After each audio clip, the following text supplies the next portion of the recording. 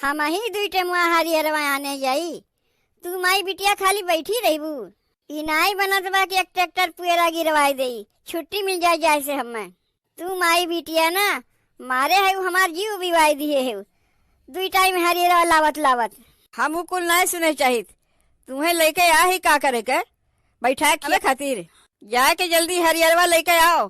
जा सही हरियरवा लावे। तुम्हें हरियरवे से ना मतलब है। जेकरे खेतवा में पाइब वही खेतवा में आज नोच घसोट लेब। ई बुढ़िया दूठी धूड़ियो रखे रहते ना, तुहे खात खात चली जाये हरियरवा लावे। माई बिटिया कुल खाए नहीं, हमरे लिए कुछ बचेबे नहीं किहिन। ए अम्मा सामानवा तो बहुत लाई दिए है, वैसे खानवा का बनाई हम। जौन तुम्हें पसंद है वह बनाओ, वह सब खाई, कौनो दिक्कत उक्कत नहीं बा। आलू बा, गोभी बा, मटर बा, टमाटर बा, जौन तोहार मना का वह बना डालो। ए अम्मा हम ही कहा थे ना, आज हमार बथुआ खाए बहुत मन कहत रहा। बथुआ ले उतना तेही दलिया में बनाई देत। अरे हमार बिट्टी तोहार बथुआ खाए मन कहत बा। अब हम जाती खेतवा में से खोट के लेके आवत है। का हो ए झिनकुआ कमाई, का बहनी तुहू आई गयू? चलबू हरियरवा लावे। कैसन तू इतना कुल्ला सब्जियां फैला के बैठी है? खानवो मिल के नहीं बनवावे देबू, यहूं तुम्हें दिक्कत होत बा। हम तो यही कहीं जात रहे हरियरवा लावे, तो सोचे लाओ तू बोलावत चली। देखा थे अब हम खाली ना है, तब तक तू जाके हरियरवा ले आओ। हम टाइम पाइप तो चली जाये हरियरवा लावे। अब हम जाते ही पतोहिया के संग मिल के खाना बनवावे। ई कौन पतोहिया है तोहार? अरे बहनी चिन्हत ना है तू, हमार बड़की पतोहिया तो है। का हो तू अकेले खानवा नहीं बनाई सकती हूँ? जब तोहार सास बनवाई है तबे खानवा बनी। हम ही उसे कहे है कि तोका अकेले खाना नहीं बनावे खोई, हम दोनों जनी मिल के खाना बनाई। वो हमार पतोह ना हमार बिटिया है। अच्छा तो तोहार पतोहिया कम बिटिया ज्यादा है, तब तक तू खानवा बनाओ जाके हम अकेले हरियरवा उखाड़ लाई। ऐसा तो सास पतोह का आज तक कहीं हम पटरिये नहीं देखे।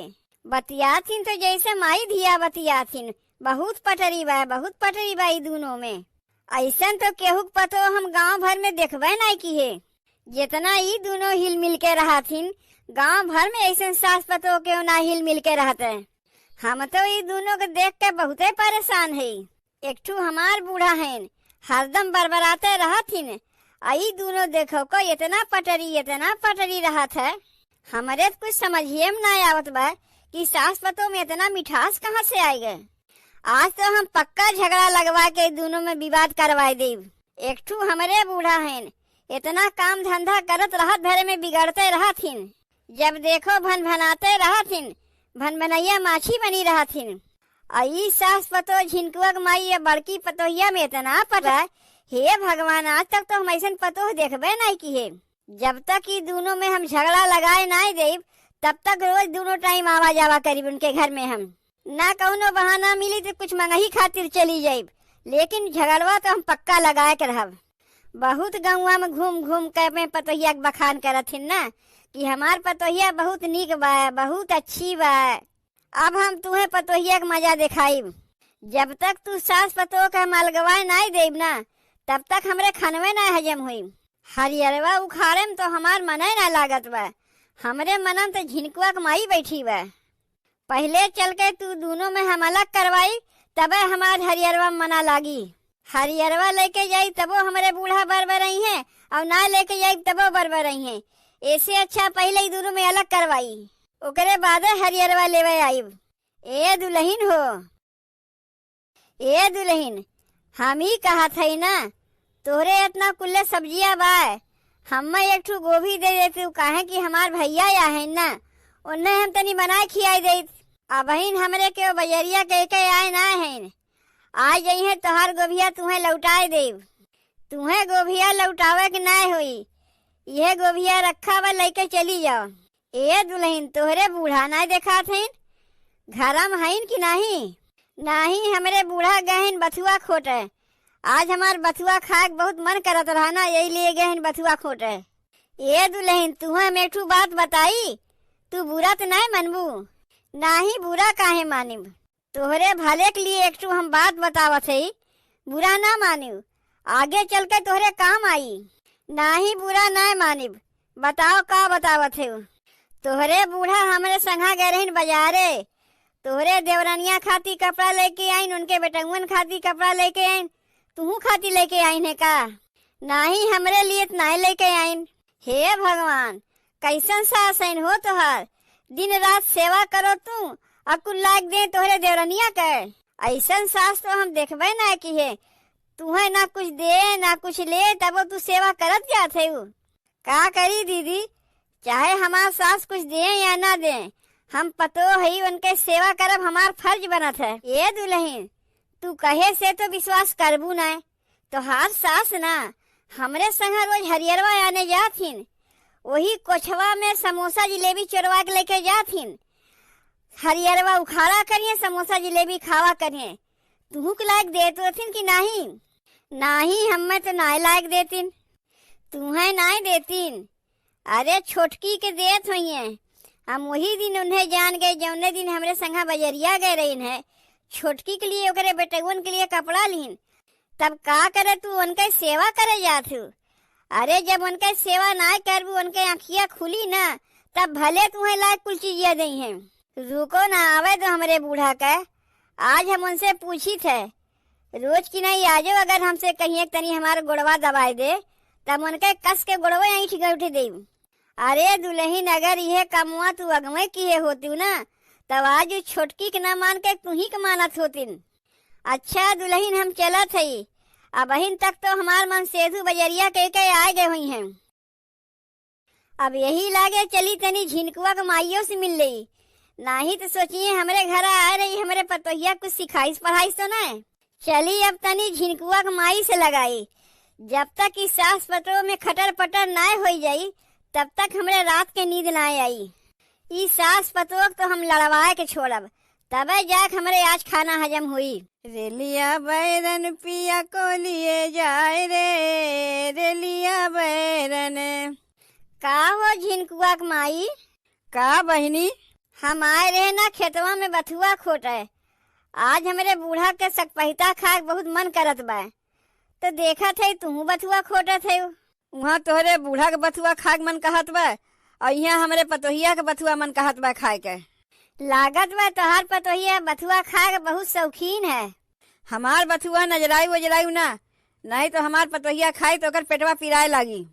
अरे हम काहे नजराई वजराई, तू आपन मनई है यही से ऐसन कहा थे। अच्छा ये झिनकुआ का माई, तुमसे एक ठू बात कही, बुरा तो नहीं न मनबू?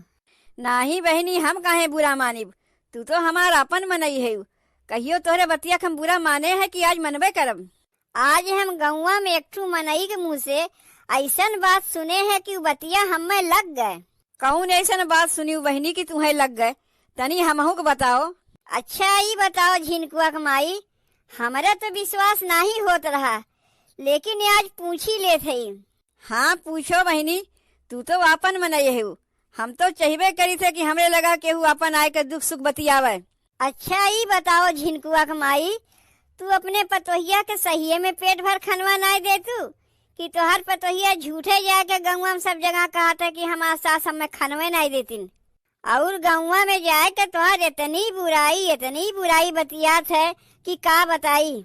हम तो भगवान से यह मनाइब, हे भगवान गौवा में ऐसन पतोहिया केहू के न दियो।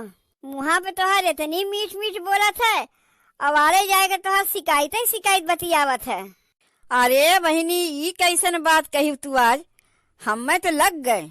अरे बहनी हमार पतोहिया इतनी छछंदी बा, हम ना जानत रहे है, मुँह पे अम्मा अम्मा करत है, ओकरे लिए हम इतना कुछ करबो करी थे, और गौवा में जाके हमार बुराई बतियात है। अरे बहनी हम ना जानत रहे हमार पतोहिया इतनी बड़ी कलाकार है। अब उसे जाके हम पूछी थे, का रे ते कितनी कलाबाज बाटे कि गौवा में जाके घूम घूम के हमार बुराई बतियावत है। बताओ बहनी, हम ओकर खाए पिए कोनो कमी ना रखीत, एक आखिर हमसे कही से अम्मा आज हमार बथुआ खाक मन कहत बा, हम तुरंत खेतवा में चली आए बथुआ खोटे, तब वो अपन छछंद फैलावत बा। काऊ छछंदी है का? अरे ये झिनकुआ के माई, अपने पतोहिया के बारे में तो तू ही जान सकत हूँ, दूसर कैसे क्यों जानी। हम तो आज तोहरे पतोहिया के जब तोहार बुराई बतियात रही सुने वहाँ हम तो रही नहीं पाए। तुहरे पतोहिया के बतिया सुनकर जैसे हमारे छौंका लग गए। तू इतनी सीधी साधी मेहरारू तुम्हें ऐसे कैसे कह सकत है? ई बतिया सुनकर तो हमार मना ऐसन कचोटे लाग कि हम तुरंत तोहरे लगा आए पूछे। देखो झिनकुआ के माई पतोहिया से कुछ पूछे उछे ना जायु, नाही तो बड़ा बवाल हो जाई। तू आपन में नहीं रही, यही से आके हम तुमसे कह दिए। अच्छा झिनकुआ के माई, अब हम चलत हई। हमें बहुत देर होत बा, खानों बनावे के बा ना। कब बनाईब कब खियाईब? सोचत हई आज बथुआ ले जाके रहा दे, दूसरे दिन अपने बूढ़ा के बथुआ खियाई देब। अरे बहनी, तू बता के बहुत नीक कह दिहू। हमें तो कुछ मलमय न रहा। हम जात हई आज अपने पतोहिया कलाकारी देखत हई, कितनी बड़ी कलाकार है वो। हम ही बतिया तनको बर्दाश्त नहीं करब। हम जेका मुड़े बैठावे जानी थे ओका नीचो उतारे जानी थे। जाओ बहनी तू जाओ, तू बता के हमें बहुत बड़ा उपकार की हूँ। अरे पतोहिया, जब से तैयार है तो का हम कौनो कमी रखे है? खाए पिए के कि ओढ़े पहिरे के कि साज सिंगार के कौनो कमी होए तो हमें बताओ। तब तो जाके गौवा में काहे हमार बुराई करत है सबसे? काहे हम तोहार बुराई करे जाइब? तब काहे गौवा में सबसे जाए कहा थे कि हम तो का भर पेट खानवा नहीं दे खाए का? यह बतिया तो हमहू तुमसे कहे वाली रे है कि तोहार इतना सेवा सत्कार करी थे, कौनो कमी रखी थे सेवा सत्कार में। लेकिन तबो तू देवरनिया के काहे जाके इतना माना थी? बाजार गई, ओकरे लड़कन के लिए कपड़ा लेके आयु, छोटकी पतोहिया के लिए साड़ी लेके आयु। हमरे लिए का लाई? हमरे लड़कवा के लिए का लाई? हरियरवा लावे जेबू तो कोइछवा में समोसा और जिलेबी चोरवाए के लेके जेबू, कहीं हम देख न ले, हम हुक न देवे पड़ जाए तुम्हें। ई कुल बतिया तो से के कही से? हम काहे ओकर नाव बताई? क्यों हई जौन हमसे बताइन है?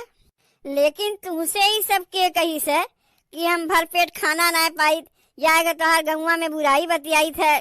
क्यों हई जे हमसे बताइन है? अब अगर हम पूछवाए दिए तो हमसे बुरा क्यों न हुई? हाँ पूछवाओ, यही लागे लेके आओ। पहले तू पूछवाओ कि तुमसे के कही से, ओकरे बाद हम ओका लेके आब जे हमसे कही से। अब हम तनको देर ना करीब, जात है यही लागे लेके आई बोका। जितना एकर हम मान जान करी थे उतने जाके गौवा में बुराई बतिया थे हमार। ये बनवारी बनवारी, अरे झिनकुआ के माई, तू यहाँ का करे आया है? ए बनवारी, तोहार मेहररुआ कहाँ बा? तनी अपने मेहररुआ के बुलाओ तो उसे कुछ काम बा। जेका देखो वह हमरे मेहररुआ खोजत रहा था। कौन काम बा बताइबू? देखो बनवारी, तोहार मेहररुआ हमसे कहे रही है कि ए झिनकुआ के माई, तोहार पतोहिया जाके गौवा में सबसे कहा था कि हमार सास हमें भर पेट खाना नहीं देतीन। बस यह इतना बतिया अपने मेहररुआ से कह दो, जाके हमारे पतोहिया का गवा कह दे, और कुछ नहीं कहे के बा।